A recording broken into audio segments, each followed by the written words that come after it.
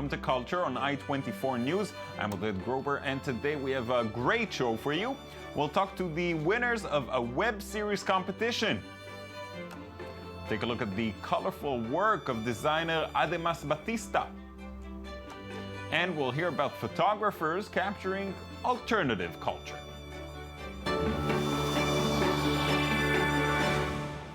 Made for Web, an Israeli conference, holds an annual contest created by the Producers Association in collaboration with YouTube to produce an original web series pilot.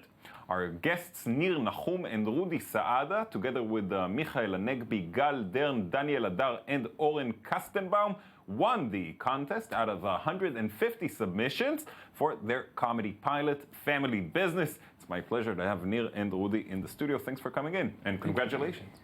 Thank you for inviting us. So let's start with the show itself, the pilot, we should say. What's it about?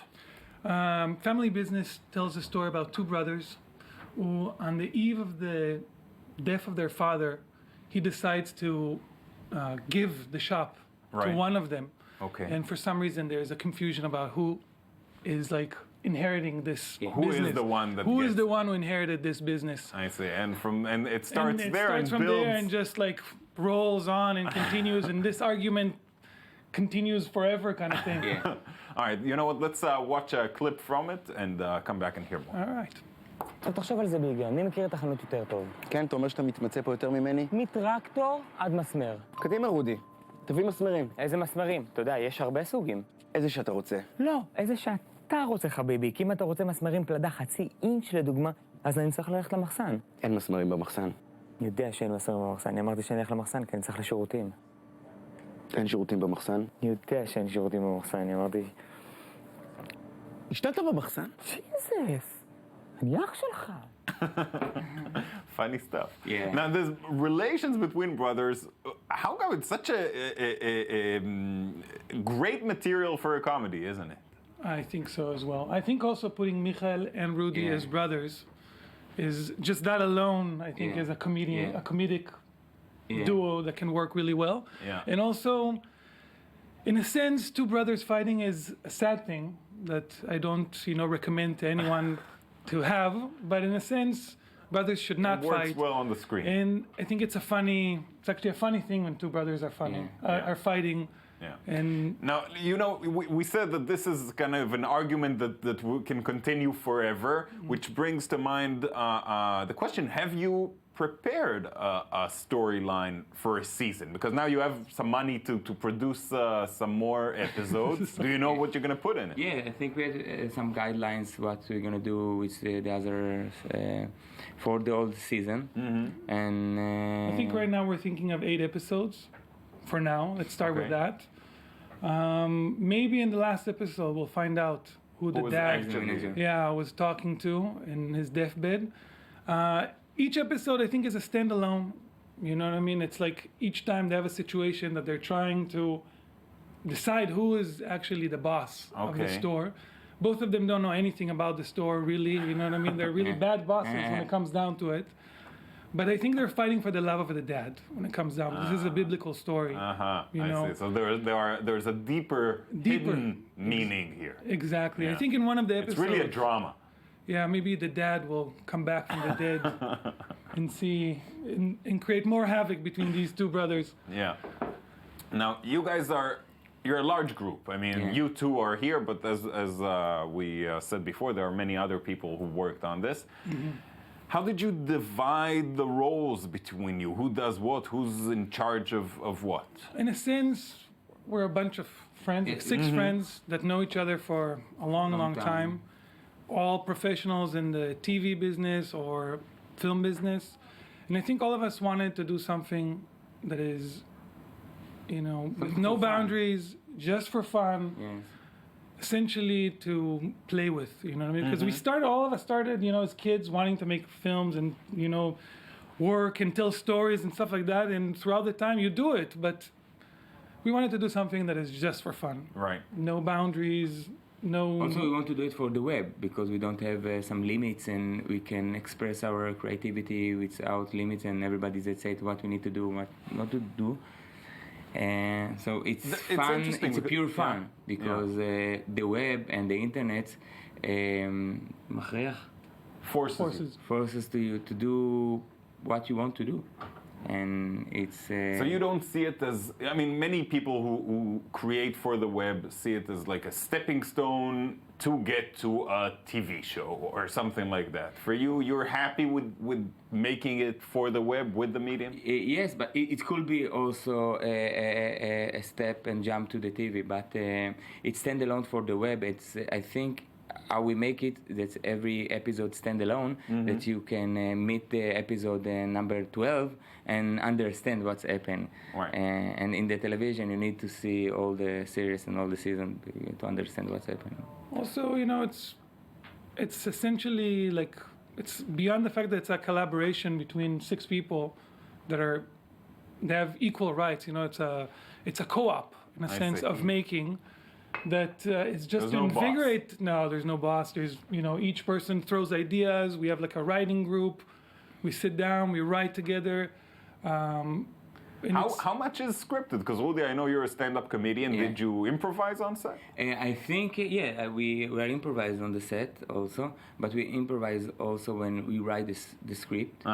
Because we're writing it together, we essentially sit down. Sit down. We start running ideas. We're brainstorming. playing with them. Suddenly, Rudy and Michael are doing some, Also in the rehearsals with Asaf Priente, all the things with Asaf Priente change when we came to the rehearsal. The customer who is a little threatening, looking for the boss, suddenly nobody wants to be. Because it's an energy, because me and Michael, we know each other for a long time, and we're a stand-up comedian. We have a show in the same place, and we understand each other energy. So when come another actor, so it changed the energy, and then something new. Yeah. And then it changed also the text and also the dynamics between of us. And Neil, you also work as an editor. That's your day job, and on comedy, a lot of TV, a lot of comedies as well. Being in the director's seat, how did that feel?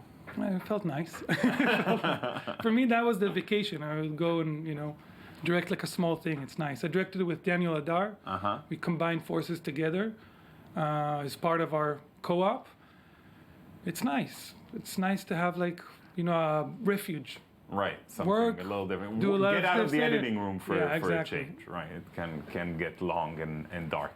Mainly dark. Before we say goodbye, tell us a little bit what's going to happen in the next episode. We still continue the argument who is the boss and who is the manager in the store. I think in the next episode, there's still debates. What will be the next episode? Maybe we'll do something regarding the elections. Okay. That will speak to the elections. Be in the relationship, not trying to say who should win or nothing like that. Not a political episode, rather than just touching upon it. When can we expect it? No pressure. No pressure. I think in the next month. Yeah. Cool. There's something like that. Something to look forward to then. Nir, Rudy, thanks so much. It's super funny. Great work. Thank you. Now, Adhemas Batista is a Brazilian-born graphic designer who's inspiring designers in Latin America. His success in the U.S. market has opened the doors to others who wish to reflect their backgrounds in their designs. Daniel Campos has more. Em 1980, sou brasileiro. Adhemas Batista is a Brazilian-born graphic designer and artist based in Los Angeles. Among the campaigns he has taken part in are Absolute Vodka, Coca-Cola Art Remix, Adidas, Gatorade, Nike, Rexona deodorant, Fiat, and for the famous brand of his homeland, Havaianas. Today among the top sandal brands in the world. But how did this self-taught graphic designer succeed in the highly competitive U.S. corporate market? The answer is obvious. He has a unique trademark that brings in the cultural wealth and diversity of his native country into his work, exploring vibrant and colorful concepts, his deep passion for urban art, and overflowing of sparkling colors and rhythmic vibrations of Brazil's carnival.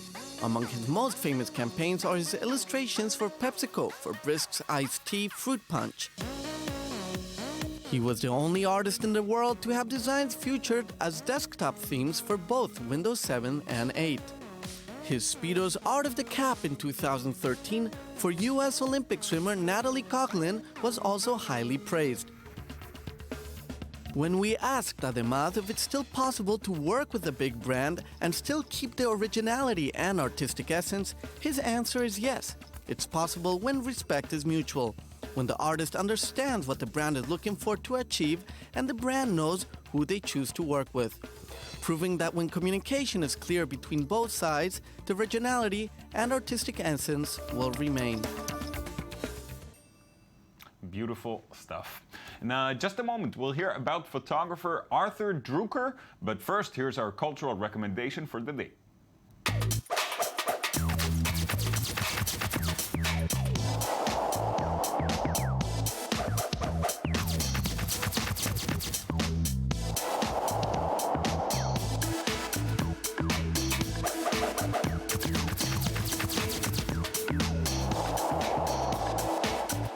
40 years after displaying the conceptual work of the artist for the first time, the famous New York Museum dedicates a new major retrospective to the famous Japanese artist On Kawara at the Guggenheim Museum.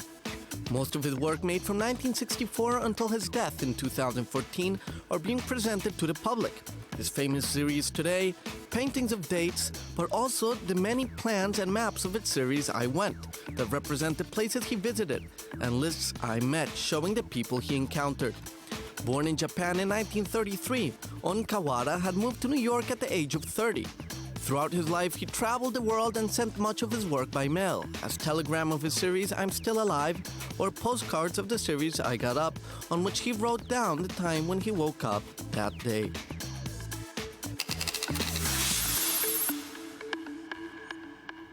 Now it's time for Mika Gurovic and her photography segment. Great to have you back, Mika. Hi, Oded. How are you? I'm doing wonderfully, really. Unbelievable. How about you? Amazing. Yeah? Amazing, yeah. All right, now that we've finished lying to our audience, please, what do you have? Well, you know, as a photographer, I'm always looking for new ideas and ways to get inspired. So I search the web and I always look for things for my next interesting frame. Mm-hmm. And I came across a photo of a merman. That throws me to Zoolander, nothing else. I hear merman, I think Zoolander, but that is a merman. Yes, exactly. So this photo was taken by photographer Arthur Drucker, which is an American photographer, as part of a project called Conventional Wisdom. Okay. In this project, Drucker explores conventions as expression of what he calls the 3 C's, which is community, culture, and connection.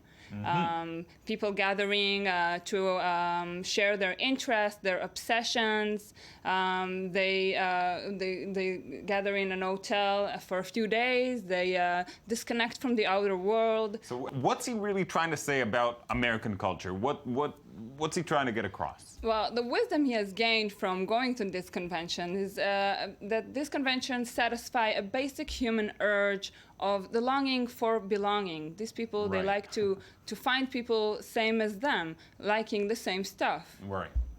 Yeah, this is one of the conventions, is Santa's conventions. This is ventriloquist conventions. There's something for everyone, isn't there? Yeah.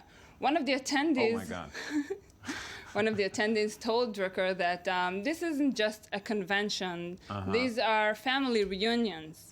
So let's see more of... let's see some of the conventions. Yeah, more of the conventions. We have the Merfest, people dressing up like mermaids. They have their ceremonies. They hang around in the pool together. Mm-hmm. Do you know what a BronyCon is? I actually do. Because of a film from a couple of years ago, Bronies, bring them up, the ponies, My Little Ponies. It's My Little Pony series, and the interesting thing about this convention is that most of the attendees are teenage guys. Yeah, it's not just for little girls. Exactly. Yeah. Have you heard about Abraham Lincoln? I've heard of the man, I did, yeah. Yeah, so there's the Association of Lincoln Presenters. No, this is the Clowns Association. Yeah. Association of Abraham Lincoln. These guys gather to reenact Marie and Abraham's life. a worthy cause without a question. Yeah. Where else has he been? There's the World Clown Association, which are holding their next convention at March 22nd. If you like clowns, that's where you should be, in Reno, Nevada. It's a little scary if you ask me, but it's beautiful stuff, and there's definitely a lot of stuff to shoot here. Exactly. Thanks so much, Mika. You're welcome. Thank you for having me. That's it from us for today. I hope you enjoyed watching us. Please join us again tomorrow.